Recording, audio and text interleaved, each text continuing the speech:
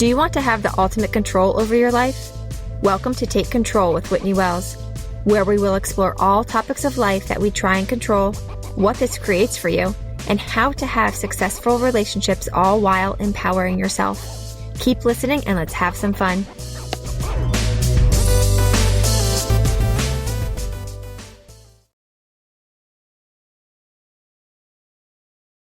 Hi everyone, and welcome to episode 17 of Take Control with Whitney Wells.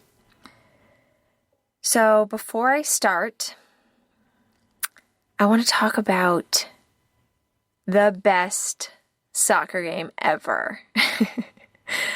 My son started soccer. Now, I started him in soccer when he was just turned 3. That's when he started playing soccer with an organization, right? But now he's actually playing on a team. He's playing 5-year-old soccer, so U6 soccer, with the Light Blue Sharks. That's their team name. And they play each Saturday. He had his second game of the season yesterday, and I have so much fun. It is actually incredibly exciting. These games, everyone is very into. I think it also has to do something with the fact that now these are 5-year-olds, right? So they're not these pro soccer players. So even when a kid has a breakaway, you never know if he or she is going to score. So we're always on the edge of our seat, waiting. Now we're not actually sitting, but you know what I mean. Anyways, it was just so much fun. And I think a reason why I love it so much is because he loves it so much. I see him having so much fun. He is this incredible defender, which we just found out. So right when the other team gets the ball, he runs back to his goal. And this is just what he thought to do. No one told him to do this. It's fun to watch. It's fun to watch him grow and enjoy this sport, especially because I grew up enjoying it. I played soccer my entire life until I was 30, so for a long time. And it's just fun. It's fun to see him really enjoy it. So that's what we did yesterday. I can't wait till next Saturday so I can enjoy another game of his and see him have fun and really get into it. So this episode, we are going to talk about celebrating differences. I love this concept. I love using this for my relationship. So do you ever wish your partner was different in some way? Now, this could be small, it could be big, but just think about your relationship with your partner. Do you ever wish your partner was different in some way? You may wish your partner was more or less this way or that way. So think of your partner, think of your relationship. Now, I think we've all been there at some point, right? We're all different humans. So we all maybe want this person who we're in this relationship with, this teammate environment, right? Working towards things together to be more or less a certain way. So I think it's completely normal and completely natural to have that feeling at some point, to have that thought at some point. But to start off, I want us to ask ourselves, why do you want your partner to change? Why do you want your partner to be different? Why do you want your partner to be the same as you in some way? Now, the answer is always because you think you will feel better. You think you will feel better if your partner changes some behavior to be more similar to you, to be different than what they were doing. We want our partners to change so that we can feel better. And it's important to remember that no matter how your partner acts, no matter what he or she says, no matter how they show up, no matter how they behave, this can never make you feel any way. This can never create an emotion within you. You are always in control of your own feelings. Always. They do not have that much power. So you want to start with being aware of why you want them to change. You want them to change so that you can feel better. Now, owning your own power by understanding your thoughts are creating this feeling. That's the next step. So you understand why. You understand why you want them to.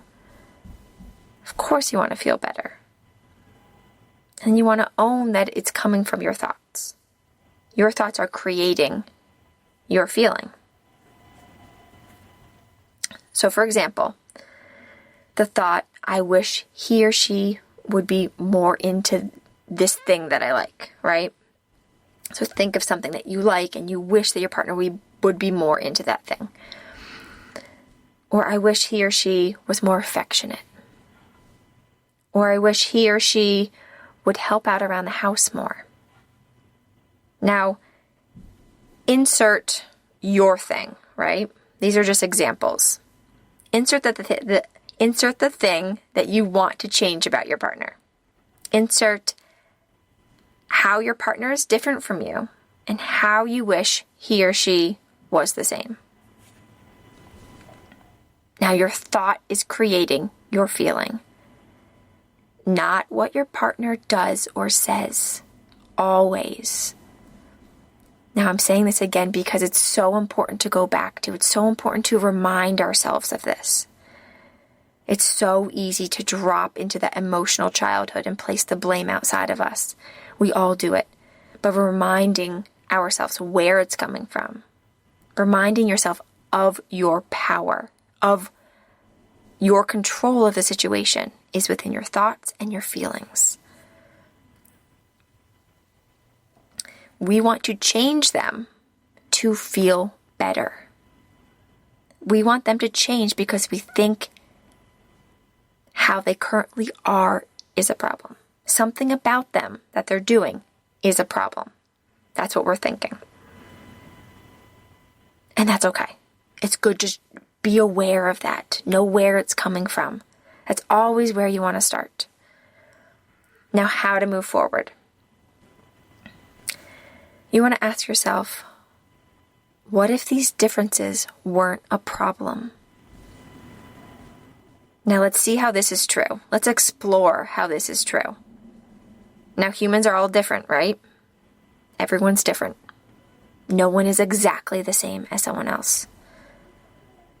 You are different from your partner in ways. He or she is different from you in ways. We're all different. And this isn't a problem unless you decide to think it is.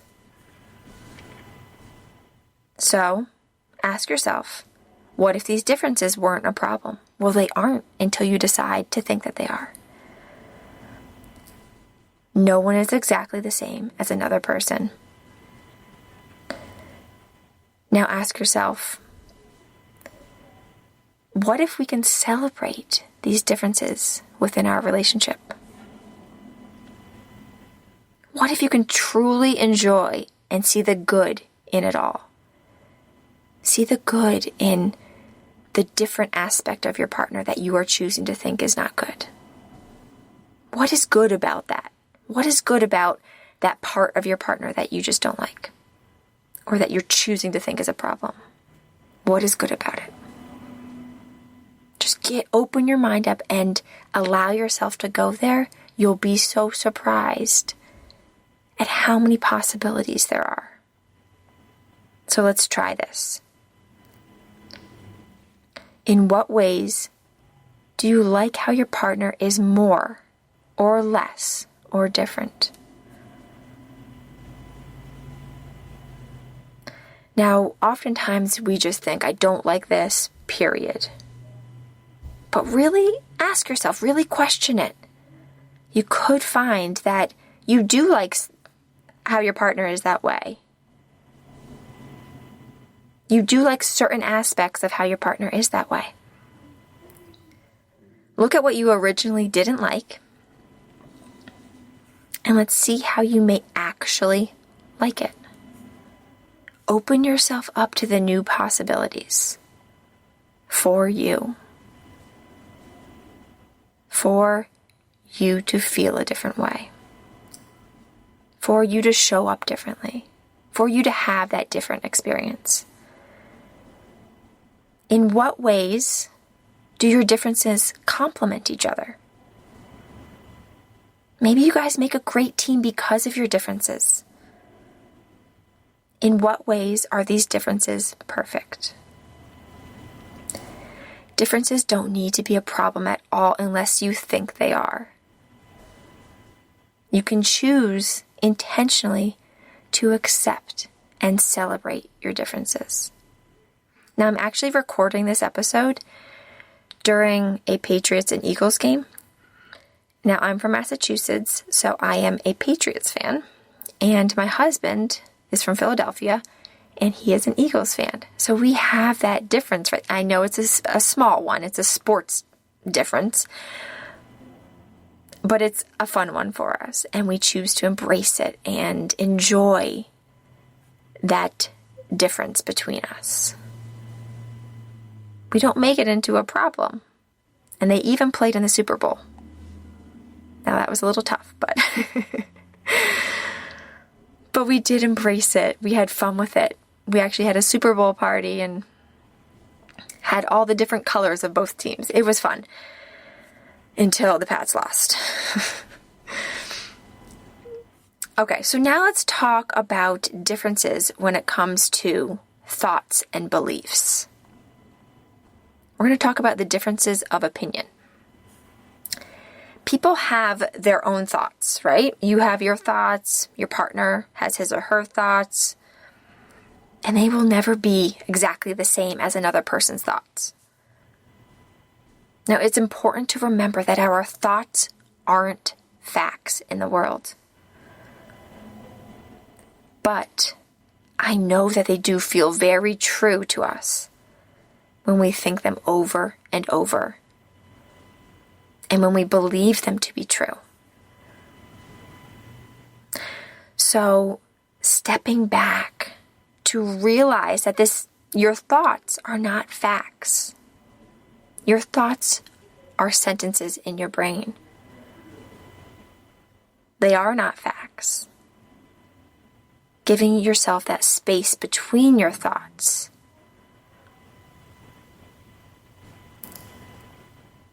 And noticing that another opinion is actually valid. Another opinion is also a sentence. It gives you a little room from having to be right and the other person being wrong. So often when we hold on to our beliefs so strongly, we think we're right, and therefore someone has to be wrong. But what if both can be true? Your opinions are valid, and they aren't facts. You can be right, and you can be wrong. Your partner can be right, and he or she can be wrong as well. You can think differently, and this can be perfect. You can think differently from your partner and not make it a problem. You both can be right and you both can be wrong. But I want to offer that when wanting to be justified, right? When we feel that we want to be justified, we want to prove ourselves to be true, we want to plead our case with our partner, it is not a good time to hash things out. It's not a good time to challenge each other and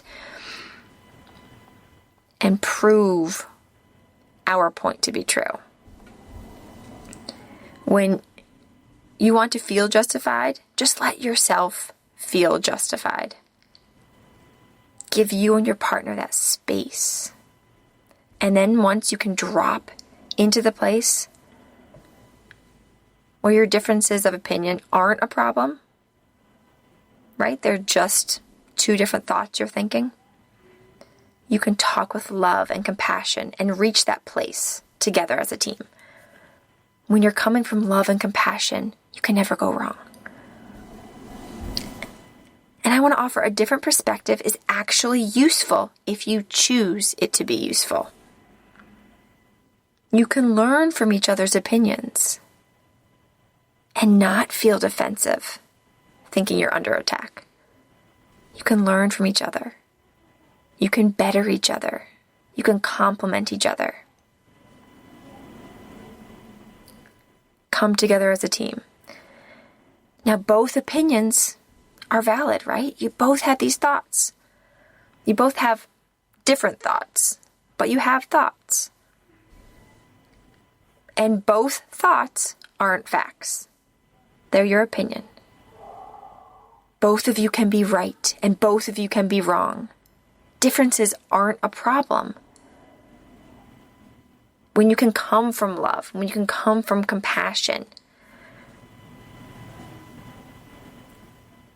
you will then not be coming from a defensive place.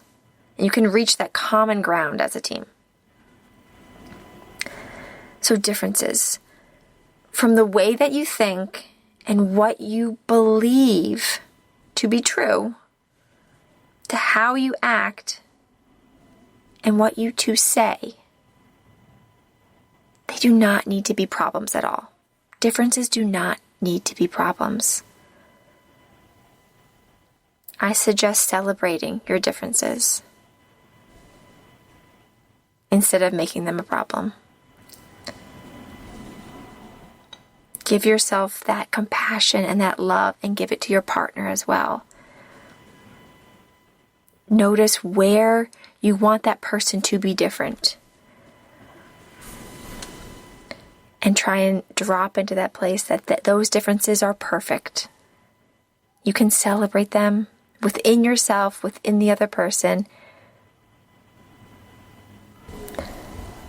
And you can come together as a team. Thanks so much for listening, and I'll see you next time.